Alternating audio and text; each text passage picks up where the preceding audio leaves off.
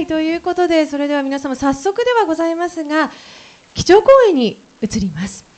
講演は日本インターナショナルスクール協議会元副会長スティーブン・パール先生です。パール先生は日本のバイリンガル教育でパイオニア的な存在としてご活躍され、現在はニューインターナショナルスクールオブジャパンの校長として二言語教育、マルチエイジ教育に力を注いであられます。どうぞ皆様拍手でお迎えください。パール先生、お願いいたします。Thank you very much. Is the mic on? Yeah. Okay. Good morning, everyone. First of all, I'd like to thank the organizers of this event for inviting me to say a few words. Of course, it's an honor and a pleasure. Before finalizing my message, I asked the organizers to give me a list of all the organizations participating, because so I could tell, what they may have in common. So I'll start with a statement about that. Then I'll talk about what the attendees, what you guys may have in common. And finally, I'll offer a framework through which we can all think about what the presenters are offering and what the attendees are wanting, and that'll give us all something to think about. When it comes to the presenters, I believe the programs for children are their primary focus, right? Probably all of them, the programs for children are their primary focus. Though, of course, there may be implications for adults as well. But whether children or adults, the offer is something for either in place of or in addition to the traditional Japanese educational system, however one may define that. And when it comes to attendees, you're obviously interested in the same thing, or you would have no reason to be here. Whether that interest is for your own children, for children in general, or on behalf of education in general. So how are we to decide which of the alternatives or supplements may be best for us? How about this? Start by listing the kinds of skills you believe you or your children will need in the future. And then, when you look at a particular program, ask yourself which of them will be enhanced, which of them will be developed by their program. You may be surprised to find how much overlap there is and how many programs and ideas you may even be able to implement at home or join or create outside of the home. Soon after we opened New International School in 2001, I had a session with a group of parents, and I asked them what kinds of skills they wanted their children to develop, right, through the home and school experience. Here is the list they came up with. And this is the parents, I asked them, what kind of skills do you want your kids to have? And then they came up with this list. Assessing and processing information skills. You may also ask yourself how many of these skills are developed within the traditional educational system and how many are not, right? Assessing and processing information skills. Research and presentation skills. Higher order thinking skills. Problem-solving skills.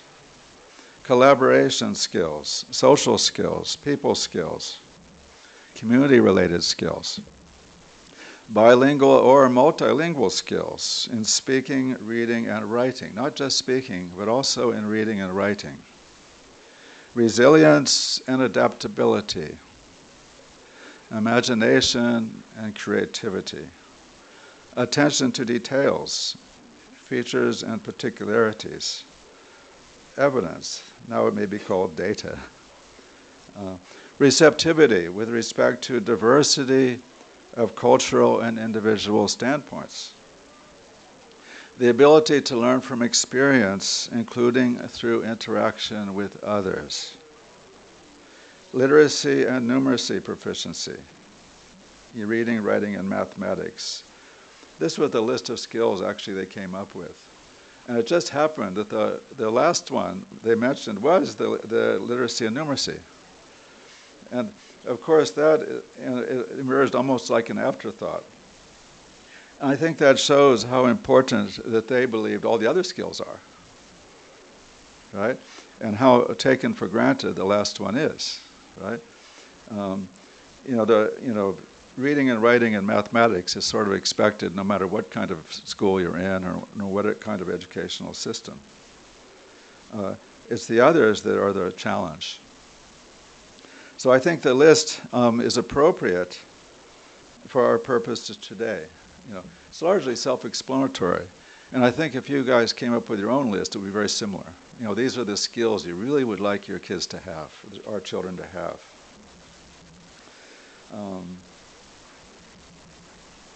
And I think it's largely self-explanatory list, but I'd like to elaborate on just a few points. First, our communities and schools are increasingly diverse. No matter what school your children are going to, there's increasing diversity in the schools. And diversity needs to be turned to a positive rather than a negative. Traditionally diversity sort of gets in the way of things. It has to be a positive, not a negative. So what kind of school will make it a positive? Our school does it through multi-age education, with the children learning from each other, from one another, rather than being compared to one another. So they share each other's work and they learn from each other, rather than comparing them with one another. I'm sure many of the programs represented today will also be open and enjoyable to children across ages, replicating the value of after-school clubs, for example. That's the real value of after-school clubs in traditional schools, because that's the time the kids in different grades can be together, right? Multi-age education puts them together from the beginning, 3 years together, and they learn from each other. Second, that was diversity, okay? Second, the world is changing rapidly. The children need to develop resilience, the ability to change and develop according to their life circumstances. I don't think the importance of this can be exaggerated. Their identities should not be fixed. No one should decide permanently that they are, well, as they would say in Japanese system, yoku dekiru futsu or moskoshi, right? Outgoing or shy, good or bad. No one should have a fixed identity about themselves that comes from schools. And usually it starts from about grade 3, and if you remember your own experience from about grade 3, probably, you've sort of had an idea, outgoing or shy, good in this subject, bad in that. We really think the children need to embrace development and not have a fixed identity about themselves. And I am sure many of the programs here have answers to that kind of challenge as well. Third, we need to recognize the importance of the higher order thinking skills, as represented by Bloom's taxonomy. I don't know how that diagram there, right? Whereas traditional education, even at the university level, tended to stick to the bottom two, on the left side, right? Memorization and understanding. So traditional education, even at university level, tend to stick there, right? But now, the internet age, because of the internet age, this enables and necessitates, it really necessitates, the development of the higher order thinking skills, right? So, and that's like applying, creating, evaluating, understanding, right? So I personally much prefer the one on the right, right? If you go to Pinterest, you can see lots of varieties of Bloom's taxonomy, right? But schools, I think, have to shift from the left style to the right style. So rather than just memorizing information and being tested on it, which is traditional education, we need to know how to access information, evaluate it, and analyze it, right? And come up with creative solutions to problems, which is applying. So what's most important is that children learn to think. They learn to how to find information, how to do research, how to know what is relevant, what is not, what is true, and what is false. And then they can come up with ideas and creative solutions. And then application right in the middle there is extremely critical.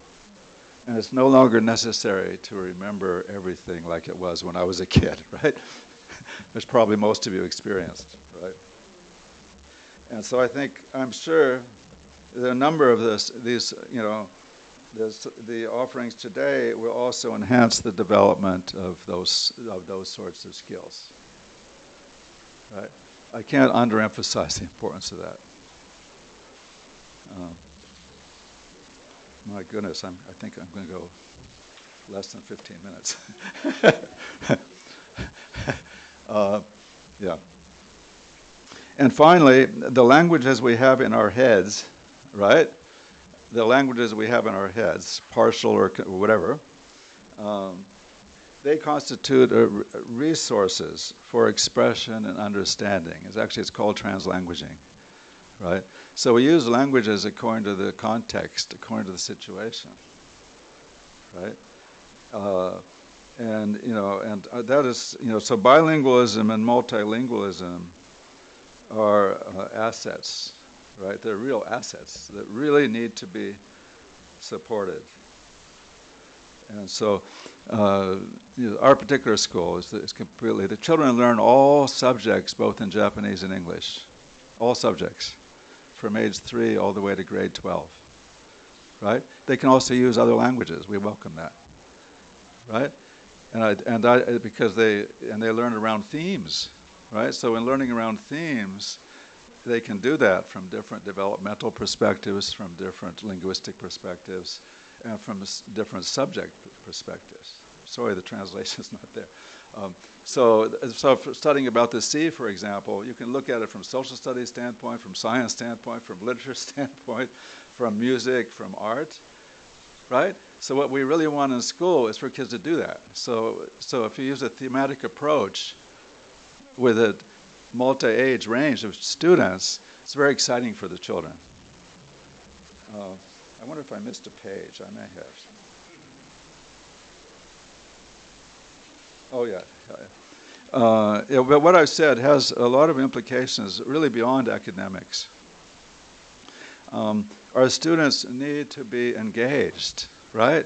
You want them to be engaged. You don't want them sleeping on their desk or bored out of their minds, right? They need to be engaged. They want and they need to think, right? So, and games and play, maybe people are worried, too many games right? But games and play of all kinds also facilitate engagement and creative problem solving, right? So there's a real value to those as well. And I think it's one reason kids get into it is they're not stimulated enough, through the school programs.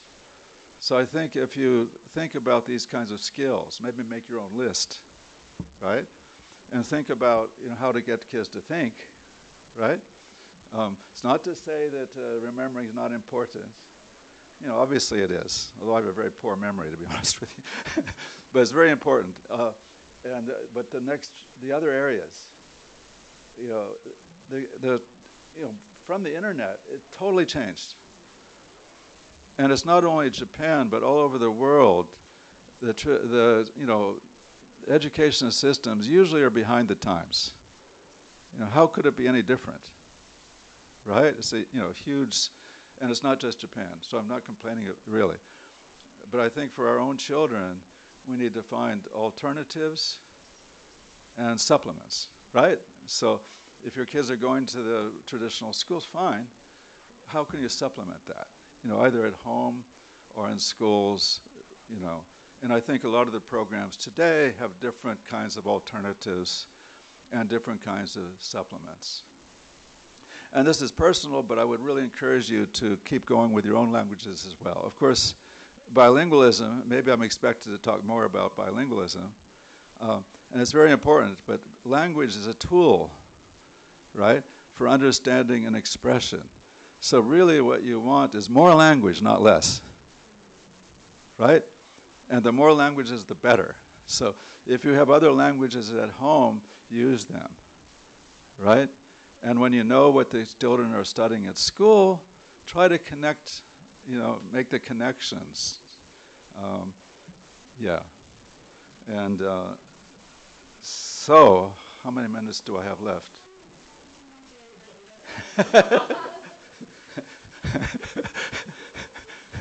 You know about transferring. I'll keep going. I apologize. Okay.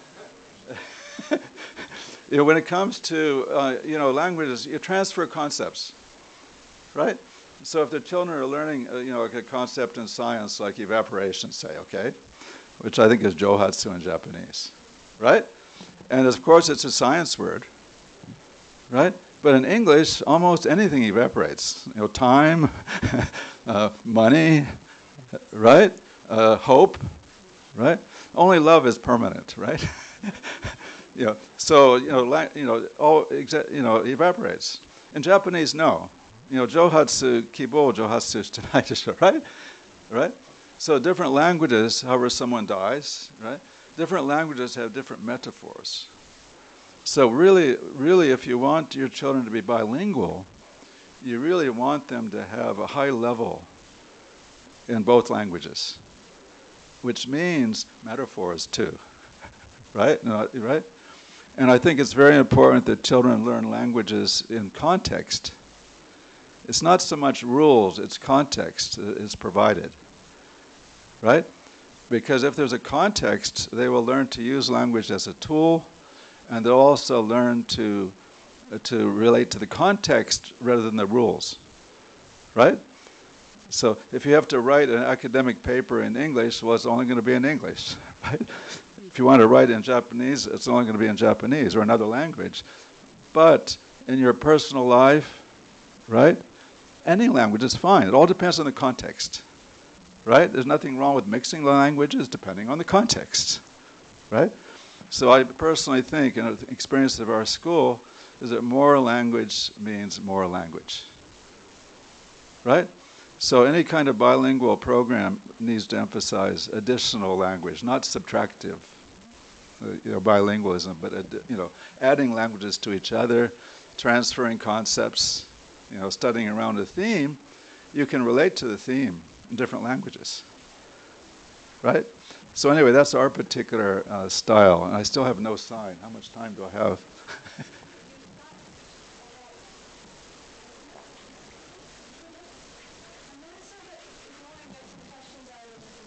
Is that possible?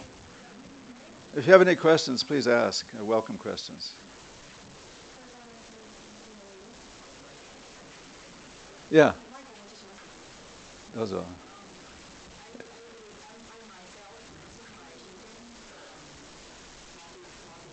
Multilingual, yeah. I would like to ask. Uh-huh. Hello. Yeah. I would like to ask whether how can it possible for a child to become fluent in 2 languages or 3 languages? Because one of the language will be like stronger, especially if they spend more time in one language environment. So Right. the minor language will be like less strong, I would say. So how can they be fluent in at least 2 languages? Yeah, well, that's a very good question, because usually the language of the school wins, right? So if you're going to a monolingual school, whichever language, right? The children will generally turn away from their parents' language if it's different, right? So it's a big challenge to keep it. And oddly enough, in high school they regret, right? Oh, I wish I learned my mom's language, or I wish I learned my dad's language, right? Because there's not an environment for it. There's no context for it. And the other, in a way, it's sad, because the younger children talk a lot with their parents, but as they get older, they speak less. It's very sad, but it's the truth, right? So how do you maintain these other languages, as the children get older, right? I would just try to enjoy language. Don't. I want to emphasize rules. It's always about context. If you have a chance to take your kids to other countries where those languages are spoken, or if they're relatives, just maximize. keep reading in the other language, right? I mean, that's my best advice. But nothing's ever equal. I mean, you're not going to, right? It's a process, but it's never too late, right? So if the children have the context, and once they develop the interest in these other languages, they can acquire other languages. The negative thing is if it's considered bad, right? Or considered, then kids, no, I don't want to do that, right? So when you find programs that welcome, without a kind of negative pressure, right? I think that's the best way to stimulate language development. But I think all those other aspects, right? And I think there are lots of ways you can support that at home, actually, right? I mean, especially these top four, and try to emphasize positive things that children experience at school, right? If you're, I'm sorry, I just keep talking. Is it all right? そろそろですいません、申し訳ございません。ありがとうございます。ご質問もありがとうございました。 Please explore these different programs and really enjoy the day. I thank you very much. Thank you. Thank you so much.